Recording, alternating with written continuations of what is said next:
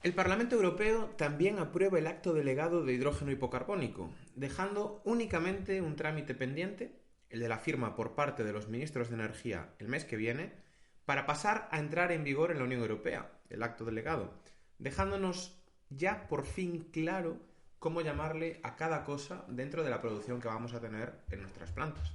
Esta era una de las pocas cosas que teníamos pendientes en el aspecto regulatorio por cerrarse. Una gran noticia que nos deja claro cómo tenemos que proceder para certificar nuestros productos. Yo soy Bryce Armiño. Y yo soy Javier Pollos. Bienvenidos al podcast del hidrógeno, un espacio de Atlantic, donde te ayudamos a desarrollar proyectos de hidrógeno, de captura de CO2 y de combustibles derivados, prestando servicios de consultoría, ingeniería, preparación de ayudas y formación. ¡Empezamos!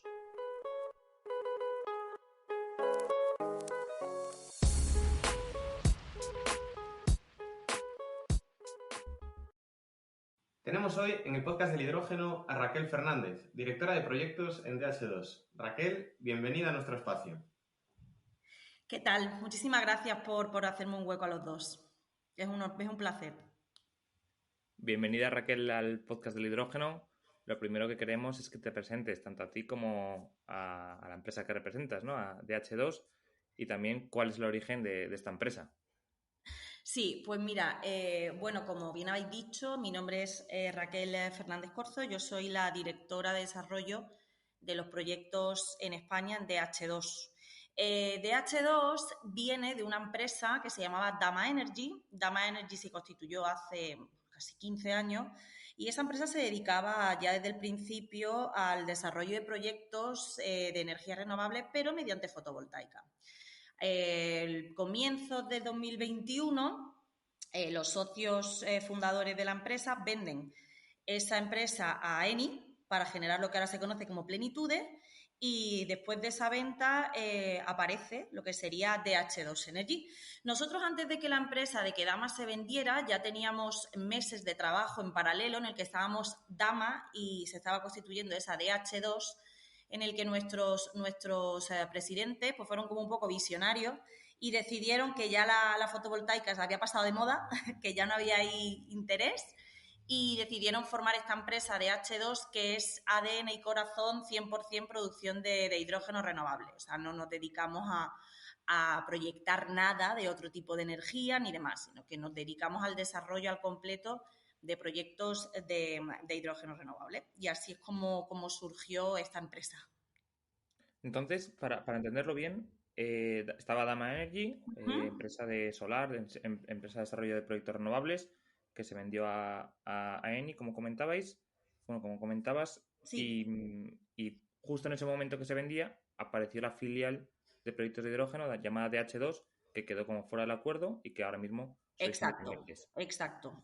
Así Con fue. la misma estructura o gente aquí en España o algunas personas de la Eso es, antigua empresa, ¿verdad? nosotros con la estructura que teníamos, algunos compañeros que eran más de ADN fotovoltaico, pues se fueron con Dama y nos quedamos los temerarios, nos quedamos en la parte del hidrógeno, ¿no? Por aquel entonces, ya finales del 20, principio del 21. Nosotros somos empresa española, pero sí es cierto que DH2 pues tiene también México, también tenemos presencia en Portugal, y hemos ido teniendo también presencia en países como Francia, Uruguay y demás, pero que ya ahora mismo te lo tenemos un poquito más relajado ese mercado. Pero sí, eso es más o menos en las situaciones que nos movemos. España para nosotros es el polo principal, nuestro mercado principal y de hecho nosotros somos una empresa 100% española. Vale. Luego lo veremos más en detalle, ¿no? Me Sí, ha parecido curioso eso de exclusivamente y únicamente proyectos sí. de producción de hidrógeno, cosa que llama la atención, ¿no? Porque muchas empresas, bueno, pues también abarcan otro tipo de combustibles, pero si te parece lo veremos después. Sí que Sí. te quería preguntar cómo habéis evolucionado en los últimos 5 años, porque hace 5 años, lo he dicho, todo estalló, Uh-huh. pero la cosa ha cambiado bastante, ¿no? Hasta ahora, que cómo ha evolucionado DH2 en cuanto a su visión, el desarrollo de proyectos. Pues sí, sí es cierto que hace, sí, 5 años estalló absolutamente todo y obviamente todo el mundo puso el foco de repente en la producción de hidrógeno como casi el salvador de todo el sistema energético, ¿no? Te diré que no ha sido fácil porque, como ya veremos, bueno, te lo explicaré un poquito más adelante, pero nosotros trabajamos pues coetáneamente y en paralelo con empresas que desarrollan energías renovables. De otra naturaleza y sobre todo fotovoltaica, ¿no? Entonces, para nosotros era como que la gente nos veía dentro del mismo mercado, pero no pertenecíamos a la misma filosofía de proyecto. Entonces, al principio lo teníamos nosotros muy claro, nosotros trabajamos con energía fotovoltaica para desarrollar esos proyectos de hidrógeno, utilizamos la energía de las plantas solares al 100% para producir hidrógeno, para que se pueda decir que es hidrógeno verde y renovable, ¿no? Tanto que se colorifican las cosas. Y claro, ahí desde el principio, pues imagínate, punto casi álgido de todo el sistema eléctrico con toda la fotovoltaica, necesidad de puntos de conexión. Entonces ahí vivíamos en paralelo con tener, por desgracia, la misma necesidad que las empresas de fotovoltaica, que eran terrenos. Entonces, al principio fue bastante duro, pero aprendimos muchísimo porque, por así decirlo, yo siempre digo que parecía que evangelizábamos, ¿no? Que le explicábamos a la gente que aunque el concepto, aunque el sistema era el mismo, el concepto era diferente. Entonces, en estos 5 años de desarrollo, nosotros hemos tenido muy claro cuál era nuestro camino, pero bueno, un camino puede tener muchos arroyos, ¿no? Entonces, empezamos con una idea, se nos han caído por el camino por distintas afecciones, por distintos temas, pues proyectos. Hemos llegado a tener una cartera hasta de 31 proyectos que teníamos en visión y hemos ido limpiando, hemos ido aprendiendo durante estos 5 años y al final, poco a poco, pues bueno, ves cuáles son los proyectos más viables, ya no solo desde un punto de vista de sostenibilidad y económico, sino también desde un punto de vista medioambiental, ¿no? Y así lo hemos ido haciendo, nos hemos ido adaptando a todas las singularidades de la reglamentación nueva, de cómo ha ido el mercado respondiendo, también esos pequeños detalles de pues ahora el hidrógeno verde, ahora aparece una infraestructura nueva, ahora aparece otra manera en la que hemos visto que nuestros proyectos pueden ser más viables. Y ha sido estos 5 años pues un camino bastante difícil, pero muy bonito de aprendizaje. Entonces, nuestro desarrollo madre, por así decirlo, no ha cambiado, pero sí la forma en el que ha ido evolucionando y desarrollándose a lo largo de estos 5 años. Es que eso es algo a lo que os enfrentáis los pioneros, porque Sí. convives con el desarrollo de la tecnología, convives con el desarrollo de la normativa, el desarrollo del Sí. mercado, e incluso con tu propio desarrollo. Entonces, lo que en 2021 parecía que tenía todo el sentido del mundo, eso a los emprendedores nos pasa también, ¿no? De repente se cae en picado, de repente puedes estar en la cresta de la ola y tienes que saber adaptarte Sí, rápido con tus totalmente. recursos. Totalmente. Yo siempre digo que la mayor fortaleza que tiene esta empresa es la capacidad de respuesta tan sumamente rápida. O sea, Claro. pueden no ser una multinacional, pueden no ser un monstruo como pueden ser otra energética, pero lo que sí somos y lo que teníamos claro que teníamos que ser eran flexibles y muy rápidos. O sea, teníamos que ser capaces de reaccionar a los cambios en décimas de segundo. Y como tú bien dices, a la gente que al final abre camino o que es emprendedora no le queda otra que adaptarse al medio como sea.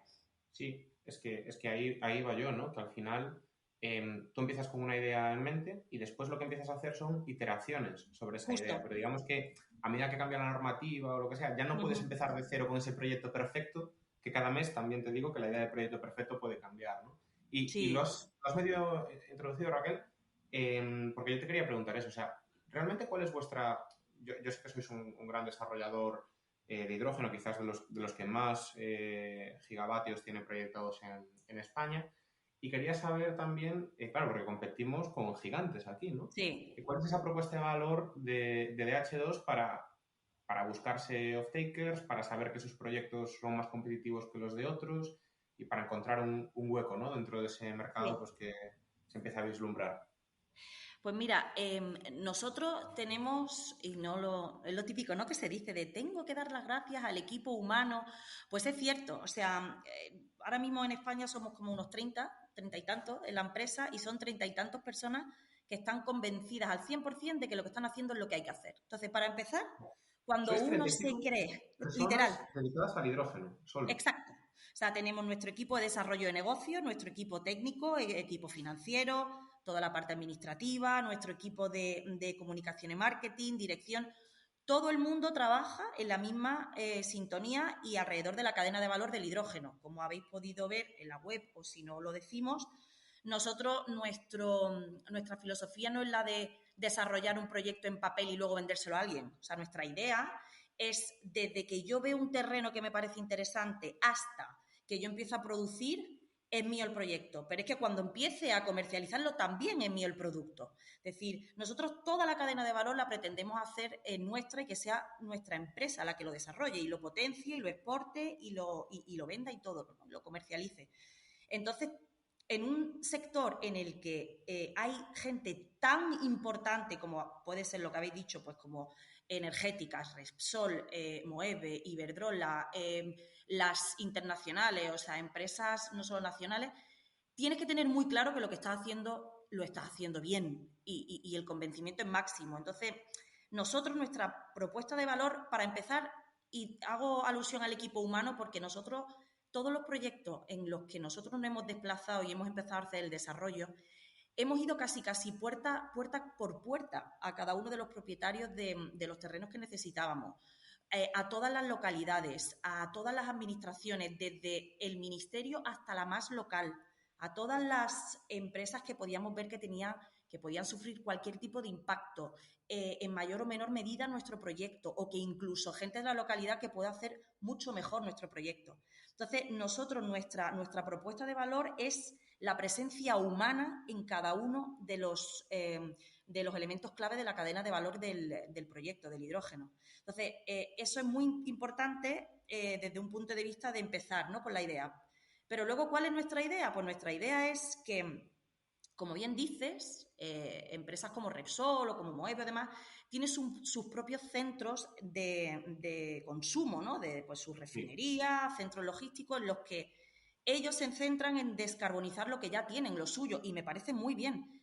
A eso nosotros no podemos acceder, porque ellos ya tienen el recurso, tienen el desarrollo, y como quien dice, esto es mío y yo bailo como yo quiera. Entonces, nuestra idea es precisamente apostar por la descarbonización de todos los sectores, del sector de la movilidad, del sector del transporte, por supuesto, de la industria pesada, acerería, es decir, impulsar en la descarbonización de todas las empresas y de todos los sectores que sean susceptibles de tener que ser descarbonizados. Es decir, cualquier persona que necesite hidrógeno, ya sea 1 kilo, 1 tonelada o 1000, tenemos que estar ahí presentes. Y eso pasa por ser unos desarrolladores con un producto nacional y local, como también tener visión de internacional, es decir, a nivel europeo, de transportar ese producto a cualquier parte, en este caso, ojalá del mundo, pero por lo menos a nivel europeo de cualquier país o cualquier off-taker que nos pueda solicitar ese producto. Es decir, no nos quedamos solo en la red local. Pero es muy importante darle importancia a todos por igual. Es decir, todo el mundo que necesite nos va a tener a nosotros como productor.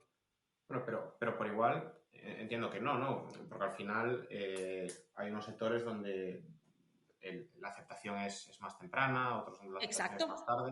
Pero eso es otra cosa. Es decir, eso ya entramos en lo que tú bien dices. Pues a lo mejor hay sectores en los que no tienen obligación hasta dentro de 10 años, otros ya les corre prisa porque empiezan ahora, otras empresas que no tengan necesidad. Lo que queremos hacer ver es que nosotros estamos disponibles para cualquiera que en cualquier momento de su vida industrial necesite hacer Cualquiera uso que del compre. hidrógeno. Sí.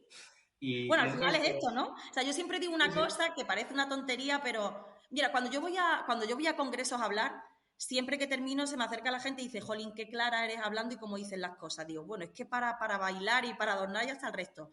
Pero al final nosotros tenemos una idea clara y una manera de trabajar, intentamos que sea lo más transparente posible, pero no tengo, en DH2 pone DH2 Energy España, no ONG. O sea, al final del día efectivamente se traduce en quien quiera comprar.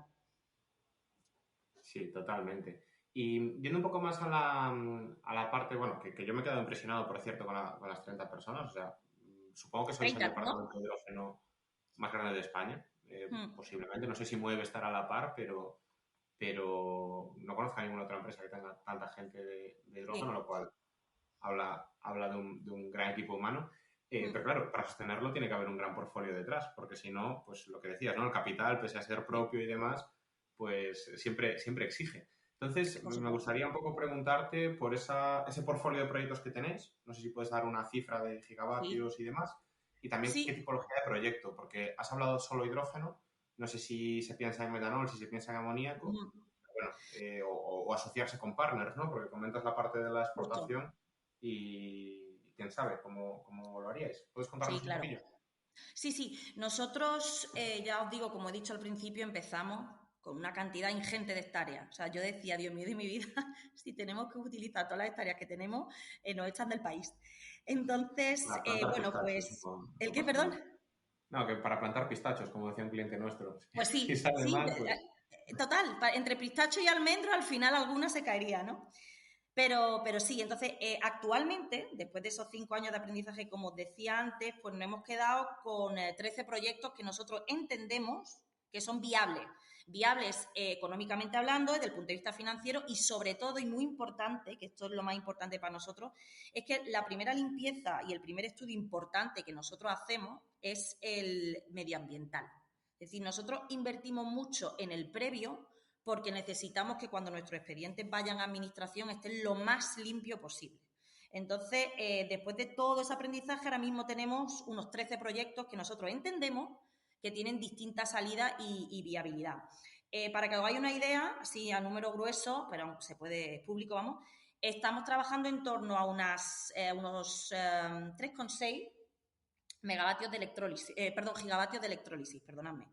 Sí, son en torno a unos 3.600 megavatios lo que nosotros tenemos ahora mismo en cartera para el desarrollo. Que eso supone en torno a unos 210.000 toneladas anuales de hidrógeno en producción. Eso es con lo que nosotros estamos trabajando ahora mismo, con lo que nos hemos quedado, ¿eh? Con lo que nos hemos quedado. Perdón, Raquel. ¿Puedes repetir? O sea, 16 gigas dijiste. No, 3,6, 3,6. Ah, 3,6. Ojalá 16 gigas, imagínate.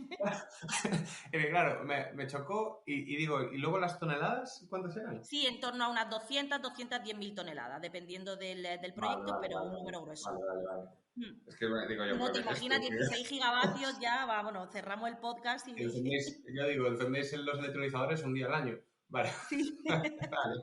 totalmente, totalmente. Pues esos son los números más o menos que tenemos ahora trabajando en el portfolio.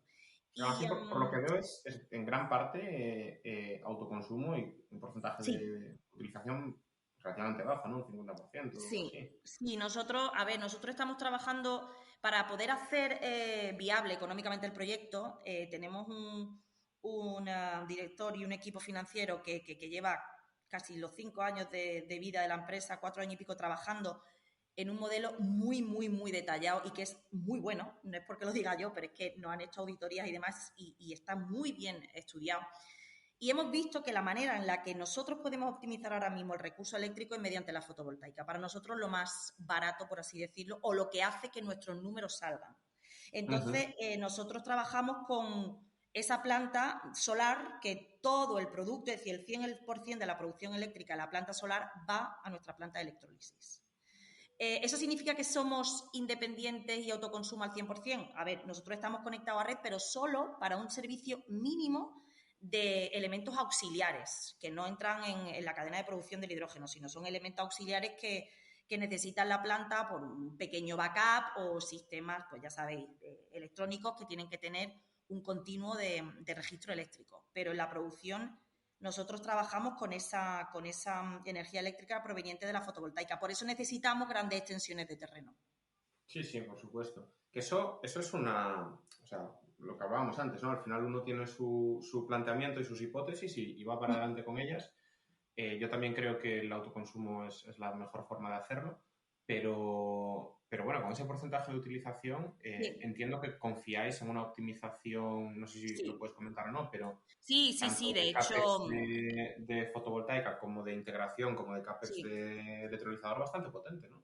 Sí, sí, de hecho, como bien hemos hablado y como hemos empezado la conversación, al final hemos tenido que ir evolucionando, porque también hemos ido evolucionando, como bien decía, y no sé quién de los dos lo decía, perdonadme, pero hemos ido evolucionando también con la evolución técnica de los dispositivos.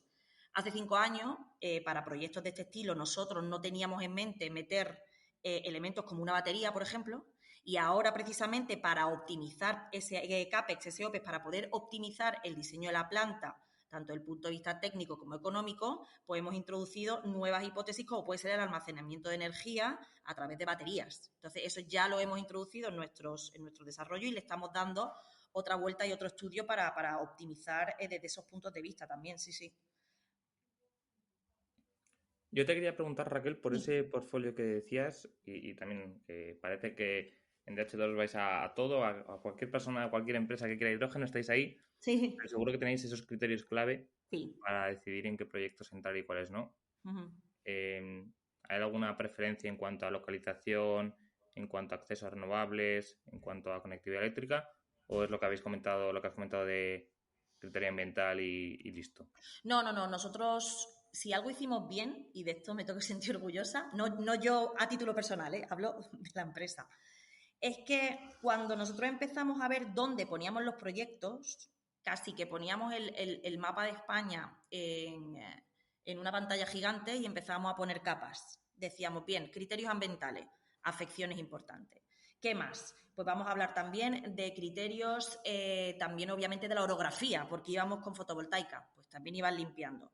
Pero para nosotros, si hay algo que tenemos que decir que estratégicamente hablando es muy importante, para empezar a hablar, serían 2. Como ya os he dicho, la cercanía al off-taker o al elemento que nosotros queramos descarbonizar no siempre va a ser posible y tampoco creemos que sea 100% como deberíamos tener la estrategia de la empresa, ¿no? Entonces, lo que nosotros pensamos fue en 2 cosas que son fundamentales. Una vez que limpias medioambientalmente, desde el punto de vista de orografía y demás, agua. Es una cosa que la gente no se para a pensar, y os lo digo porque os habrá pasado a vosotros también, cuando vas a muchísimos congresos, nadie habla del recurso hídrico como tal, de cómo optimizarlo, de cómo se puede usar y de cómo se puede gestionar. Entonces, lo más importante para nosotros es el agua que pueda haber y que pueda haber legalmente, que diréis, jolín, Raquel, pues sí, es un detalle. Que haya y que yo pueda hacer uso de ella, y la red troncal. O sea, nosotros teníamos claro, o ese día estábamos muy clarividentes, que como pasa en muchos sectores, yo por ejemplo soy ingeniera naval, yo vengo estudié sector marítimo, imaginaos, ¿no? Pero si hay algo que puedo extrapolar de él, y que seguro que vosotros conocéis, es que al final el salto al vacío está muy bien, pero si ese salto al vacío hay una red debajo, está mejor. Entonces, hay elementos que sabemos que tienen que sufrir una transición. O sea, no se puede dar un salto directo de 20 años cuando no hay pues una infraestructura, cuando no hay una educación en cuanto al recurso. Es decir, teníamos claro que la red troncal iba a ser clave y estar cerca de la red troncal iba a ser clave. O bien, porque acordaros hace 5 años, cuando el blending parecía que iba a ser la clave, no sé si los acordáis, inyectarse a la red, porque desde Alemania dicen, porque tal. Sí. Pero ahora no solo hay países como puede surgir en España que se oponen, sino que encima ya lo que se está haciendo, estudiando, invirtiendo es en una red troncal propia para el hidrógeno. Pero como entendimos en aquella época, que entendimos que eso iba a pasar, lo normal es que la empresa que se dedica, en este caso el transportista que haga, pues utilice su recurso. Entonces nosotros decidimos que, a no ser que tuviésemos un cliente que nos pidiese, pues profesor, quiero tener tanto, ponte al lado, y vamos a situarnos en la zona de cercanía que nos pudiésemos, desde el punto de vista medioambiental y demás, lo más cerca posible a la red troncal. Y así es como empezamos nosotros a diseñar esa estrategia. O sea, agua y red troncal, pilares básicos para vuestros proyectos. Así empezamos, vale. Sí.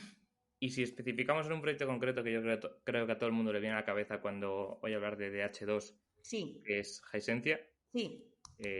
¿Nos puedes contar un poco cómo avanza desde que habéis recibido esa ayuda que tan popular seguramente os hizo como el Banco Europeo del Hidrógeno? Sí, mira, yo el otro día le decía de broma a Marcos, nuestro director general, que cuando consigan, cuando consigamos construir y demás, o sea, ¿sabes el típico día ese de cortar la cinta? Que probablemente me tatúe esa fecha en algún sitio. Porque, madre mía, qué proyecto. a ver, es maravilloso, ¿eh? O sea, es una maravilla. Y es cierto, como dices, porque es real, que esa ayuda del Banco Europeo del Hidrógeno nos puso en el mapa porque de repente había muy pocos proyectos y dijeron, un momento, un proyecto en Huesca, en un pueblo pequeñito, ¿cómo que a veces le han dado? Aunque no nos hubiesen dado una cantidad tan grande, o comparativamente hablando grande como al resto, de repente aparecimos ahí y fue vaya, algo estamos haciendo bien. Entonces, bueno, como sabéis, nosotros recibimos esa ayuda, ingresamos en septiembre del año pasado. Entonces, estamos trabajando muy duro porque una de las premisas a tener en cuenta es que, bueno, que tenemos esos 5 años para poder empezar a producir antes de que ejecuten un porcentaje de ese aval. Por tanto, como somos una empresa muy buena, pero pequeña, no podemos estar despilfarrando ni un euro. Así que ahora mismo, pues, el proceso que sigue Isencia es un proceso bastante bonito porque estamos en la fase final de negociación con los EPCistas. De hecho, nuestro departamento técnico está trabajando como auténticos animales para que todo vaya bien y todo cuadre, y nuestro departamento de desarrollo de negocio igual. Estamos ultimando también negociaciones con off-takers, que al final la necesidad, ¿no?, como quien dice, agudiza el ingenio. Y eso es lo que yo quería transmitiros con que cualquiera que necesite de nosotros vamos a estar aquí. Nosotros, al no ser una empresa que hasta hace relativamente poco no éramos tan famosos, ¿no? No estábamos puestos en la pica de ningún sitio, hemos tenido que trabajar muy mucho y encontrar herramientas y clientes y disposiciones de 1000 maneras distintas. Entonces, ahora mismo lo que estamos es recogiendo, pues, eso que habíamos sembrado de trabajo, más el poquito de popularidad que nunca te viene mal.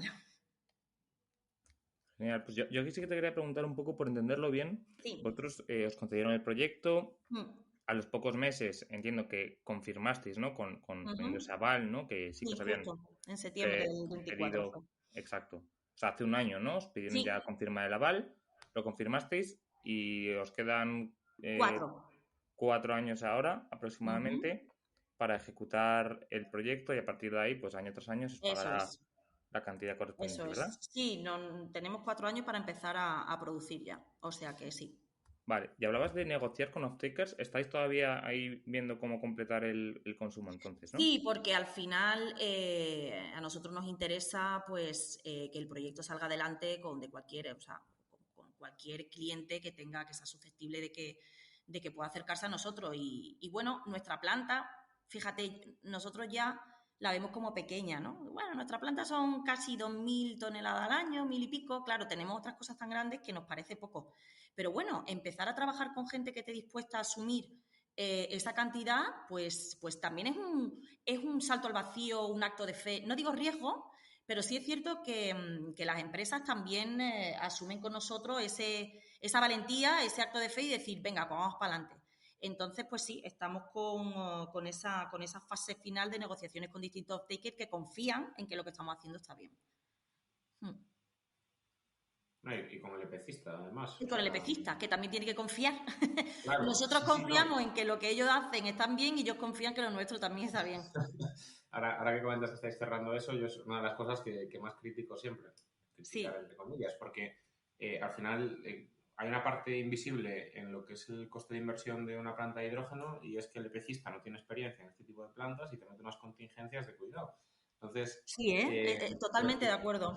Creo que ahí va a haber unas reducciones importantísimas, pero claro, necesitan lanzarse también a este tipo de plantas para después reducir esos porcentajes en plantas futuras.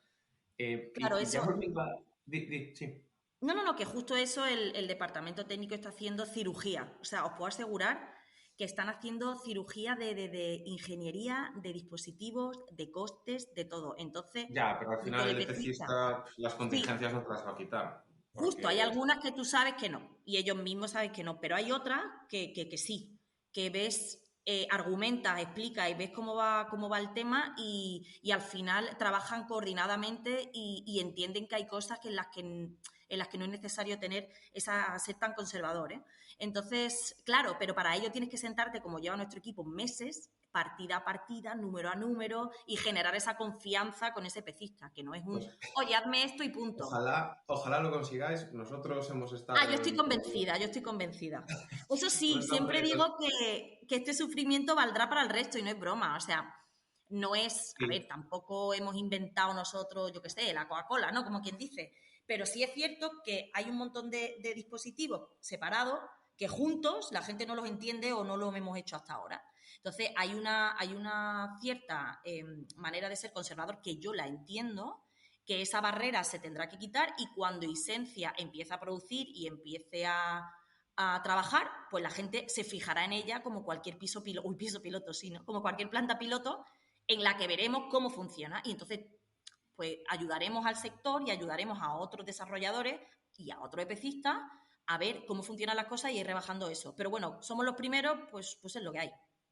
Sí, nosotros hemos estado en proyectos que ya están operando de 20 Sí. megavatios, en todo el cierre financiero, la due diligence y demás, Uh-huh. y la contingencia la quitas una vez que la planta está operada. Ah, totalmente, totalmente. Si no es muy complicado también por los procesos internos de los propios Claro. ejecistas. Y Sí, también, sí, sí. rescatando algo que comentabas antes, Raquel, y relacionándolo con lo que decíamos al principio de las olas, ¿no? De estar arriba en la cresta y de repente Uh-huh. pues, dando vueltas, arrollado por la ola cuando rompe, es la parte del blending, que como Madre mía. decías, hace unos años tenía sentido, incluso ahora pues parece que puede volver a tener sentido de forma muy residual, ¿no? Entonces, pues fíjate, que al final uno tiene que tirar para adelante con sus proyectos porque si espera, al final lo que no haces es absolutamente nada. Yo Justo. O quería... sea, te puedes equivocar, porque nos hemos equivocado en DH2 300.000 veces. 300.000. O sea, te lo puedo asegurar. De llegar un día y decir, no sé, ¿qué hago? ¿Por dónde tiro? ¿Qué me pasa? Pero lo que no puedes hacer es tirar la toalla. Y sobre todo tienes que saber dónde estás. Yo entiendo que una empresa grande, porque me ha pasado antes de trabajar en DH2, pues ir a empresas, pues lo típico de pues trabajo o ver qué estaban haciendo y el hidrógeno ni estaba ni se le esperaba, o había alguien que habían puesto ahí en un ala que se había inventado y dice, bueno, ve tú a hacer cosas. Entonces, una empresa que tiene una parte de hidrógeno que puede ser un elemento ni siquiera clave o básico de su portfolio o de su historia, puede cerrar, por así decirlo, pues mira, no me ha salido bien este proyecto o no lo entiendo, no lo cuadro, cierro y se acabó. Pero nosotros no nos podemos permitir ese lujo porque nosotros somos eso. Entonces, puedes desesperarte, puedes buscar 50.000 millones de caminos, pero no puedes tirar la toalla nunca. Ya está. Sí, O sea, está, sabemos que el fin claro. está, sabemos que va a llegar y lo único que tenemos que hacer es seguir trabajando y aprendiendo. Está claro. Mm. Y nada, yo quería también traer a colación el tema de la tecnología que habéis seleccionado, que estáis escogiendo para vuestros proyectos, Sí. que voy a tirarme el triple, posiblemente sea PEN por la tipología que tenéis, pero igual me sorprendes. Y después también, bueno, si hablábamos ahora de pecistas, de que estáis acercándoos ya pues, al cierre en algunos de los proyectos, también poder saber si tenéis algún coste de referencia que podáis compartir o eso nos lo Pues guardamos. mira, te diría que aproximadamente, pero no puedo. Pero no porque no quiera, que también podría ser. Es que lo que has dicho antes es, y lo que hemos estado hablando antes es la realidad. O sea, hemos empezado con un número, con distintos especistas, cada uno dando su punto de vista, con su coste diferenciado. No hemos, o sea, imagínate, me lo invento, X ofertas, cada una de su padre y de su madre. Hemos tenido que hacer mucha limpieza de estudio, entonces ahora mismo no podemos decir un número porque estamos todavía trabajando en él. ¿Cuál es Claro. lo ideal? Lo más barato posible. Pero no te sé decir un número y tampoco me quiero pillar, que luego esto se queda grabado y vienen a por mí. Pero No sí te nos puedo escucha decir que nadie. estamos trabajando para que, vosotros que sabéis de esto, estamos trabajando para que sea óptimo económicamente. Lo máximo posible, teniendo en cuenta que nuestro proyecto pues, es lo que es. O sea, hemos hecho nosotros toda la tramitación para un proyecto de 35 megavatios y por tanto, pues al final los números son los que son y el que se dedica a esto puede mirar perfectamente en 4 sitios y sabe de lo que hablamos. Pero ahora mismo, a día de hoy, no te puedo decir. Dentro de un par de meses lo mismo sí, pero ahora mismo no te Vale, puedo decir. Eso sí, nos entendido. estamos acercando, ¿eh? Nos estamos acercando a lo que uno piensa que puede ser viable, que es lo ¿Y bueno. la tecnología? Sí, la tecnología me decías que te sorprendía si no era PEM. Bueno, porque entiendo que al final, como decías, que simplemente dejabais la red para pues, como Sí, secundarios de electrónica y demás, pues digo, pues posiblemente mira, prefieras alcalino, que sorprendentemente, nosotros estamos con alcalino presurizado. Vaya. Sí, y básicamente es cuestión de número y es cuestión de madurez en el mercado en cuanto al tipo de proyecto y en cuanto al tipo de funcionamiento o la demanda de trabajo que nosotros tenemos del dispositivo. Entonces, después de hacer muchísimos estudios, pues nuestro departamento técnico ha llegado a la conclusión, junto con, pues eso, especistas y demás, que para nosotros el alcalino presurizado es lo mejor, porque el mercado de esos dispositivos está mucho más maduro en cuanto al tipo de funcionamiento de planta que un PEM ahora mismo. El track record es uno de los elementos más importantes y ahí el alcalino presurizado va por goleada. Y ya os digo, es cuestión de que económicamente hablando nos salen los números con esa tecnología. Vale, voy a ir un paso más allá. ¿Es chino? ¿Quién? ¿El alcalino? Pues no lo sé porque todavía no le conozco. Pero en cuanto le conozca te lo digo. Vale. O es porque rima con alcalino, ¿eh? No, Javier. yo creo que eres más gallega que yo, Raquel. ¿Y el qué, perdón? Que eres más gallega que yo, creo. Mira, te voy a decir una cosa. Yo estuve estudiando un año en Ferrol. Pues aprendiste. Porque como decía, soy ingeniera naval y me fui un año a estudiar con la beca Séneca allí a Ferrol. Y lo recuerdo como de los mejores años que me han pasado en mi vida. O sea que Claro. me fui sin saber lo que era Galicia, pues yo soy de Málaga, muy ignorante por mi parte, y me volví siendo gallega adoptiva. Soy coruñesa Sí, y sí. soy del Depor. Bueno, eso está muy mal, pero por el resto... Ya lo sabía, digo, lo mismo por lo mismo del Celta y la hemos liado. A partir de ahora las preguntas a pillar. Perdona, cuidado. Yo, Raquel, sí que, saltando también un poco de proyecto y yéndonos a otro proyecto en concreto, a una zona, ¿no? También en Extremadura tenéis bastante desarrollo. Sí. Queríamos preguntaros por esos proyectos. ¿Cómo van? ¿Cuál está más avanzado? ¿Cuál menos?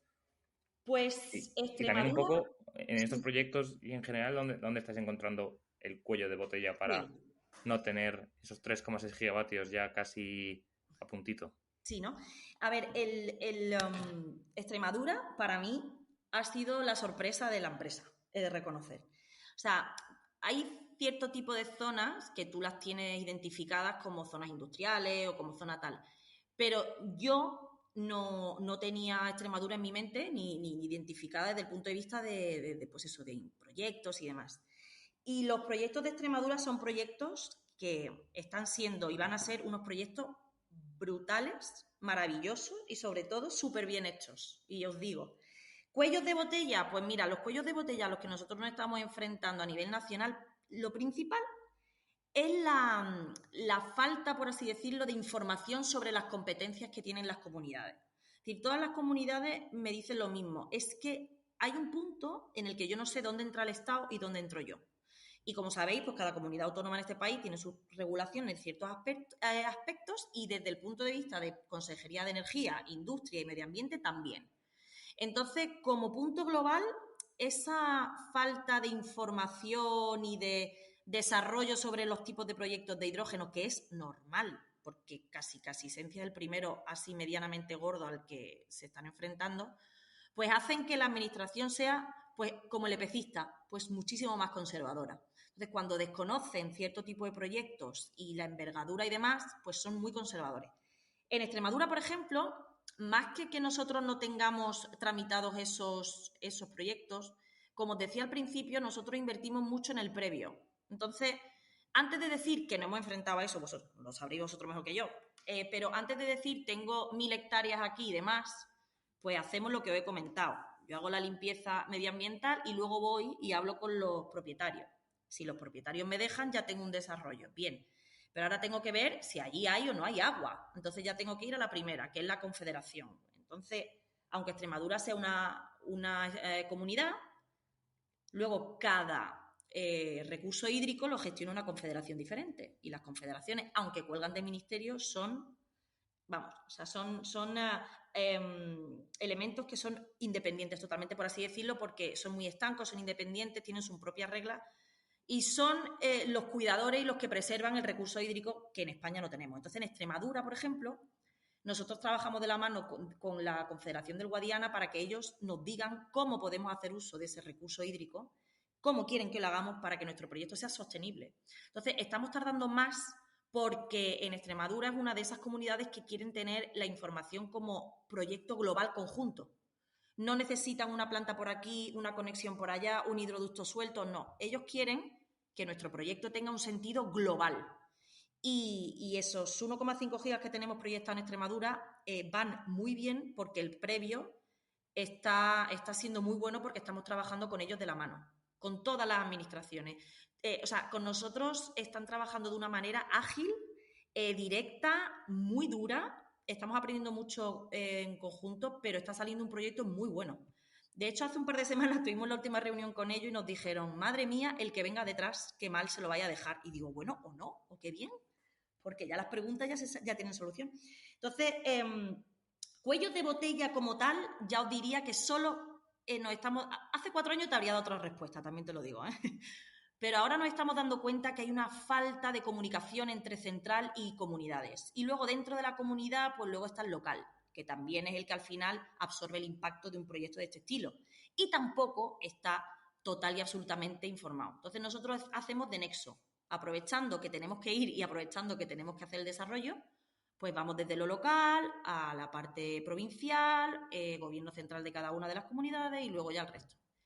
Y realmente, desde el punto de vista de administración, ese sería uno de los puntos más delicados. Y luego, por supuesto, que hay una competencia feroz y directa en esas zonas, pues con las fotovoltaicas, que los puntos de conexión y demás. ¿Eso qué significa? Que yo cuando voy a tener un consumo mínimo para mis auxiliares, pues bueno, pues se me hace más complicado tener acceso a esa red, porque bueno, la planificación de red eléctrica ya sabéis que ahora mismo está un poco, no digamos que no tan positiva o no tan proactiva, entonces eso sería otro elemento que a nosotros nos está generando un cuello de botella, fijaos, más que en sí la parte del hidrógeno. La parte del hidrógeno la tratamos directamente con las comunidades autónomas y está siendo el elemento más ágil, aunque no lo parezca. Curioso, curioso. Sí, hay mucha cosilla detrás que son interesantes, pero sí. Y Extremadura es que particularmente, ya os digo, me parece una comunidad que lo tiene clarísimo, o sea, clarísimo dónde quiere estar y lo que tiene que hacer y allá va. Trabajamos con ellos muy bien. Qué bien, qué bien. Pues a ver si hay noticias positivas pronto de esos proyectos. Yo también te quería preguntar, Raquel, por el tema de la subasta de hidrógeno que lanzasteis con MIPAS. Sí. Hace un año, bueno, a finales del año Alguno de pasado, los dos ¿no? sabe algo por ahí de eso, ¿no? Creo. La lanzasteis, hubo cierto ruido. ¿Cómo Sí. fue la experiencia? ¿Cómo quedó? ¿Qué aprendizaje sacasteis? Si nos puedes contar también. Sí, claro. Pues imagínate, estábamos nosotros allí como David contra Goliat, ¿no? De repente nos vimos que formábamos parte casi de manera unilateral, no diré, pero éramos muy poquitos, sino casi los únicos. Y tardamos en montar y en preparar todo eso, tardamos casi 2 años, ¿eh? Porque es muy fácil ir lanzando cifras, se nos criticó muchísimo cuando luego eso salió. ¿Qué habéis hecho? ¿Qué no tal? Pero es que todo está argumentado, todo está estudiado y según nuestro criterio y nuestro modelo, eso era lo que teníamos que hacer. Entonces fue algo muy, muy complicado en el sentido de que, oye, pues quieras que no, tienes que tener un rigor y no puedes ir con cualquier cosa. Y nosotros, pues bueno, lo gestionamos con Migas de manera independiente y con la producción de Isencia. O sea, nosotros trabajamos todo el rato con el proyecto de Isencia como proyecto, ¿no? Entonces, bueno, obviamente es un proyecto y un proceso que nos ha traído otra parte también de fama, ¿no? Por así decirlo. Algunos fama mala y otros fama buena, pero como decía mi abuela, que hablen de ti siempre es importante, da igual como sea. Entonces, gracias a eso hemos identificado otro tipo de off-taker que a lo mejor antes no lo teníamos en el punto de mira, a lo mejor otro tipo que no habíamos identificado, sobre todo de movilidad. Pues eso, o sea, había empresas de movilidad que nosotros no teníamos en el radar, ni ellos a nosotros, que de repente nos hemos sentado a hablar y hemos visto que ahí había un futuro conjunto y ha sido muy positivo. Pero sobre todo ha sido positivo en todos los aspectos, aunque haya sido sufrido, pero hemos aprendido muchísimo y sobre todo, pues eso, formar parte de algo que para nosotros nos parece un hito y ser de los pocos que estén ahí así de primera, no, pues imagínate, todo positivo. Y tanto, y tanto. Oye, pues una vez que avanzas el proyecto, tienes pues eso, ¿no? La parte del autoconsumo y demás, también llega, porque por lo que tengo entendido, no tenéis autoconsumo eólico, por lo menos en el proyecto de Plasencia, muchas veces Hisensia de Plasencia. Bueno, es que esto es como todo. Si os cuento cómo salió el nombre, no tiene sentido, ¿no? Pero Isencia, Hisensia, no sé qué. Para nosotros es Isencia, ¿eh? O sea, en versión española. Como nosotros con Atlanti. Era Atlant High hasta que la gente rápidamente nos bajó a Pues el tierra. latino, pues nada. Bueno, no sé, claro, comentabas antes que sobre todo autoconsumo, no sé si tenéis pensados PPAs, pero bueno, por supuesto lo que sí que vais a tener que tener pensado es un HPA.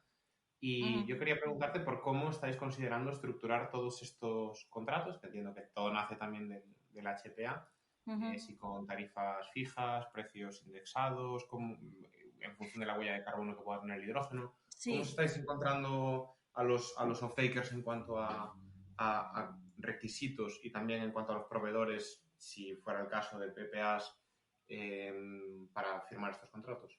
Sí, nosotros ahora mismo no entramos en PPAs y demás, pero lo que sí hablabas de HPA, tarifas fijas, indexadas y demás, seguro que la respuesta que te voy a dar no te sorprende. Y es que depende del cliente. Es así. O sea, para nosotros, cada cliente, pues ya sea cliente de movilidad, cliente de industria pesada o otro tipo de industria, es decir, dependiendo del cliente, fertilizante, etc., pues ellos van a tener un consumo propio, volúmenes, horarios y demás. Entonces, dependiendo del tipo de cliente, nosotros nos estamos adaptando en esa negociación o en esa exposición de cómo podríamos llegar a un acuerdo. Porque tampoco vamos a ser aquí inocentes ni nada. O sea, en el fondo somos pioneros, somos un referente, somos una empresa que puede sentir orgulloso porque dice, jolín, española, pequeña, pero irrumpiendo a nivel europeo, pero somos una empresa pequeña con un proyecto pequeño. Eso significa que por ahora tenemos que adaptarnos tanto al mercado como a los cambios regulatorios, como a lo que el cliente demande. Entonces, ahí no puedo dar una respuesta porque todas las respuestas son correctas, ¿no? Depende muchísimo del cliente. Entonces, nosotros nos vamos adaptando en cuanto a la necesidad y a lo que ellos demanden.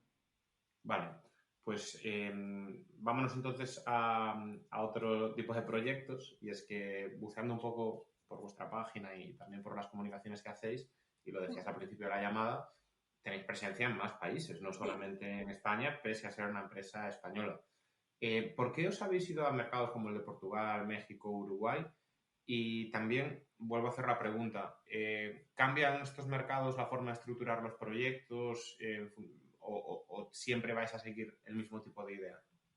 Pues nosotros por ahora siempre seguimos el mismo tipo de idea. La verdad es que nuestro concepto de proyecto creemos que es el que ahora mismo se acerca a lo que nosotros entendemos como adecuado para nosotros, para nuestro tipo de empresa, nuestro tipo de modelo y demás, y para el producto. Y el modelo, por así decirlo, para que lo tengáis en cuenta, o sea, es igual. O sea, vamos a trabajar de la misma manera. Lo que sí varía, pues bueno, cada país tiene su manera de trabajar, su manera de regular, su manera de todo, de estar. Entonces, nosotros lo que nos adaptamos es al ADN o a la cultura de los países en los que no estamos presentes físicamente hablando. Sí es cierto que nosotros ahora mismo en Portugal tenemos a compañeros que están allí de allí, porque al final no conoce nadie mejor que un local cómo funciona, tanto un terreno, la personalidad de la gente, la administración, todo, ¿no? Entonces, en Portugal estamos presentes, en México también, estamos muy presentes, pero sí es cierto que elegimos Uruguay porque vimos una posibilidad de mercado. Pero toda vez que hemos estado estudiando, hemos hecho viajes, hemos hecho muchísimas incorporaciones y demás, hemos visto que ahora mismo, a día de hoy, para nosotros no es un mercado en el que podamos establecernos y por tanto lo tenemos ahora mismo en stand-by, por así decirlo.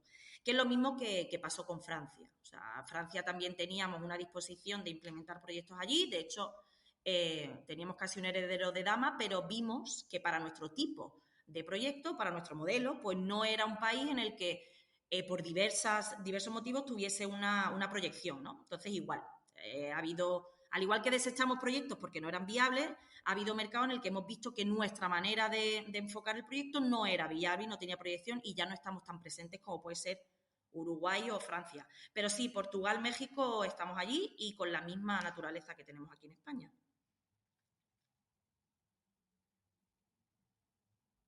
México, por decirlo así más o menos, viene de nuestra etapa de Dama.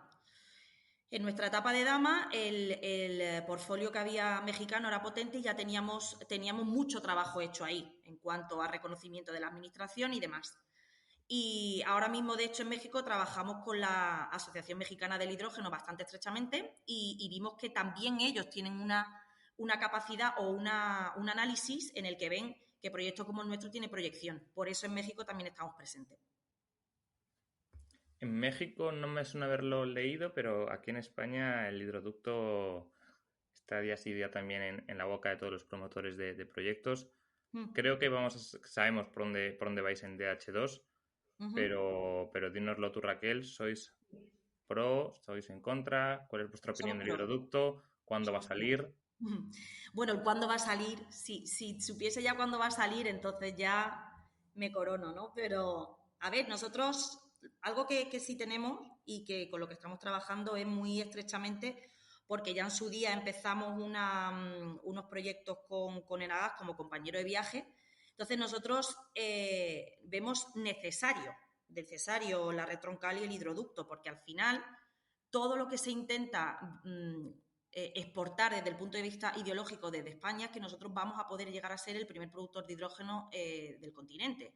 Entonces, obviamente es un poco iluso pensar que vamos a poder cubrir las necesidades de Europa entera si no hay una red en la que nosotros podamos hacer el transporte.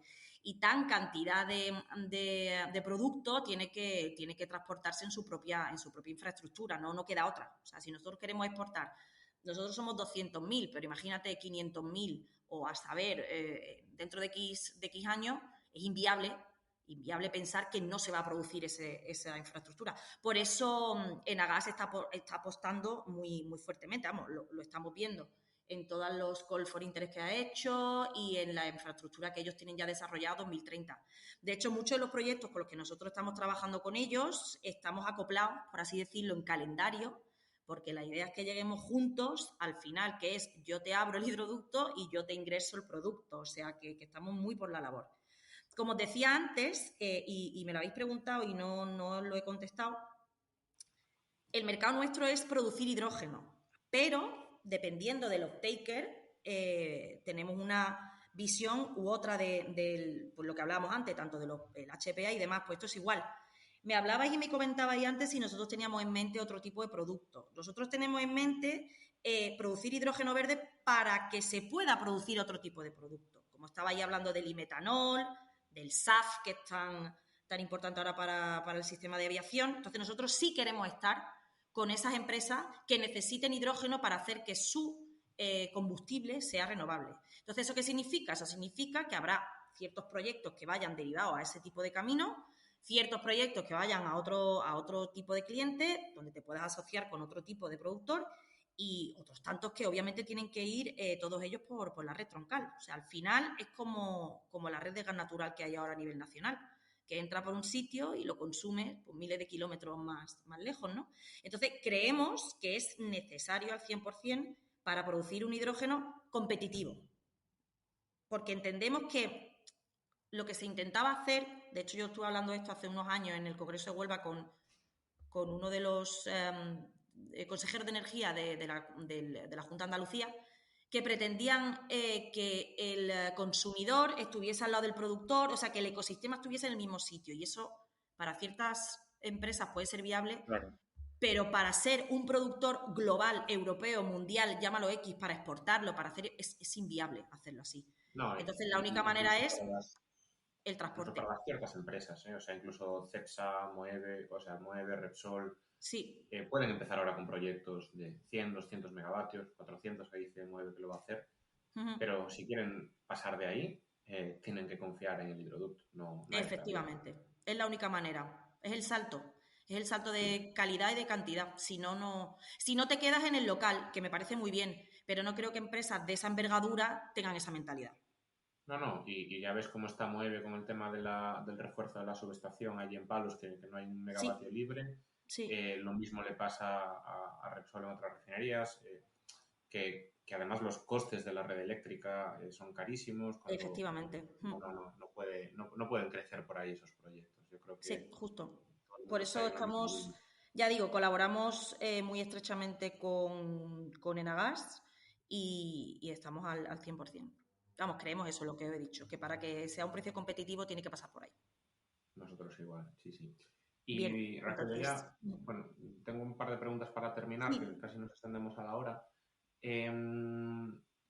Estáis a punto de empezar la construcción sí. y precisamente este fin de semana, ya tenía la pregunta hecha de antes, porque ya la habíamos compartido, pero veía, creo que era en Aragón, un cartel de biometano no, hidrógeno tampoco, una cosa así. Sí. Esta es Ya la empezamos. frase que es maravillosa, sí. Ya empezamos. Yo soy de aquí de Galicia, nosotros llevamos 11 años con la eólica parada Ujú. y el temor es que con el hidrógeno vaya a ocurrir lo mismo. Aquí se acaba de tumbar ahora un proyecto industrial muy grande también, eh, proyectos eólicos parados hay más de 60. Y bueno, pues para darte un ejemplo, ahora que se anunció el refuerzo de la red eléctrica a nivel nacional, a Ujú. Galicia solo le cae un 2%, porque lógicamente Fíjate. las empresas huyen y no hay atractivo, ¿no?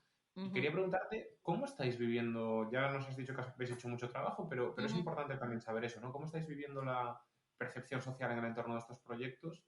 Porque realmente puede ser el mayor cuello de botella de todos. Sí.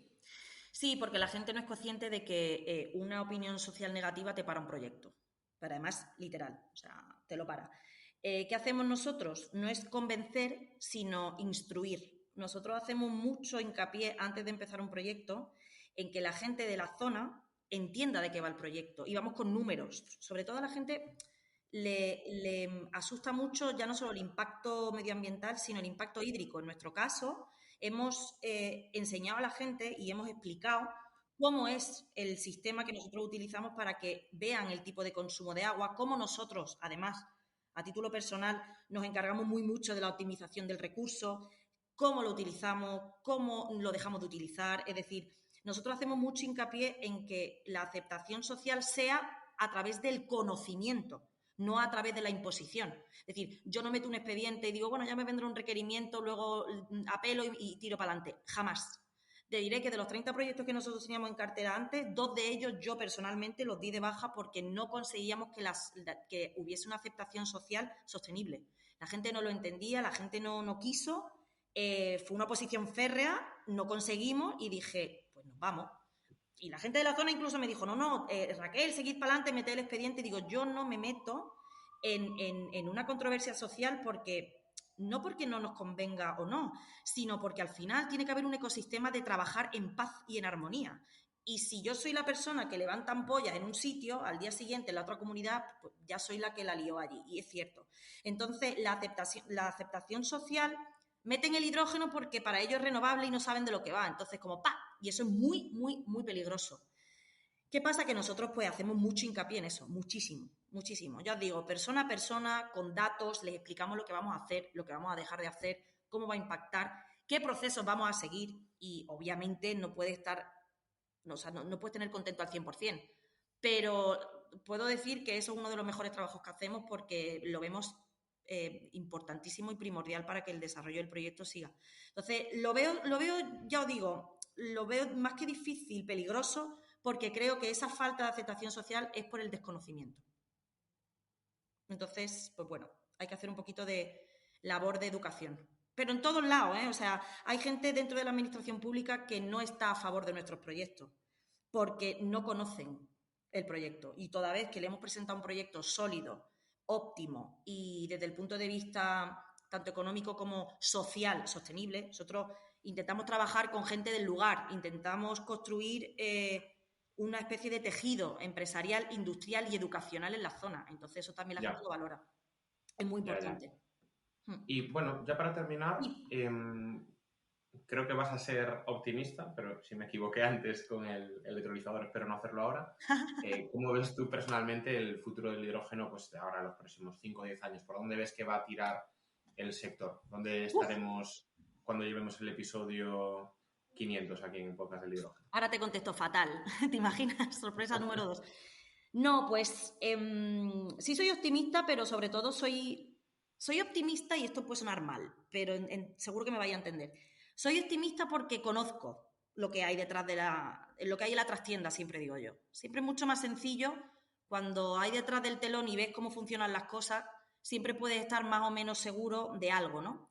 Entonces, yo creo firmemente, y no creo que me equivoque, pero creo firmemente en que a futuro, a 5 años, vamos a multiplicar por 10 la velocidad en la que se va a trabajar, porque se ha hecho mucho trabajo detrás de educacional, de labor de muchísima gente que ha hecho mecenazgo de la información, y sobre todo desde el punto de vista administrativo a nivel nacional e internacional ya sí hay una regulación, ya hay una idea, ya hay un camino, ¿no? Entonces creo que estos 5 años va a ser el momento en el que todo lo que antes parecía una nube se va a aterrizar y se va a empezar a hacer práctico. Puede que a alguien le venga mejor o a otros peor. No digo que vaya a ser perfecto, digo que ya por fin va a ser práctico. Entonces creo que esa practicidad y ese aterrizaje a la realidad va a ayudar muchísimo para saber dónde tenemos que ir los demás. Insisto, optimista diría si digo, va a ser genial y el hidroducto en el 2029, no en el 30 y tal. Todo lleva su tiempo, ¿no? Pero lo importante de aterrizar con cabeza todas las informaciones y todos los titulares que se han ido lanzando del hidrógeno, que muchos de ellos yo misma lo escuchaba y decía, madre de Dios, ¿por qué dicen esto? Entonces, creo que eso va a ser lo que va a ocurrir. Y hay proyectos viables ya en China, en Arabia Saudí. Hay muchísimos clientes a nivel internacional que están demandando ya abiertamente ThyssenKrupp, acerería, fertilizante, aviación al 2025. Esta semana que ya la IMO obliga a cerrar un acuerdo para 2027. Entonces, os diría que en vuestro episodio 512 me podréis volver a llamar y Vale. hablaríamos de estas notas últimas. Entonces, también hay una cosa, y con esto cierro, muy importante que la gente desconoce, y es que hay muchos sectores y muchas zonas rurales o angostas del mundo en el que no se puede electrificar, no llega la electrificación. Por tanto, la manera en la que vamos a poder transportar energía puede que sea a través del vector energético que es el hidrógeno. Entonces, pues bueno, ahí andamos. Creo que es un camino, los próximos 5 o 10 años va a ser interesante estar. Tomamos nota, Raquel, totalmente Mm. convencidos de que en el 512 seguiremos aquí en el podcast dando guerra y encantados de traerte. Muy bien. Nada más que agradecerte que hayas acudido y desearos mucha suerte a todo el equipo de H2 en el desarrollo de estos proyectos, con ganas de ver en las noticias avances. Sí, a vosotros muchísimas gracias por acogerme y por esta conversación tan buena. Un abrazo. Gracias. Y hasta aquí ha llegado el capítulo de hoy, en el que hemos tenido la suerte de contar con Raquel Fernández, directora de proyectos en DH2, que nos ha contado todos los proyectos en los que participan. Esperemos que os haya gustado y que nos acompañéis durante los próximos episodios, ya que es mucho lo que tenemos y queremos contar. Dadle a like y suscribiros para ayudar a que este podcast crezca.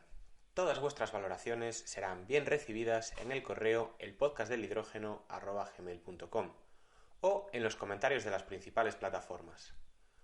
Un abrazo grande y hasta la próxima semana.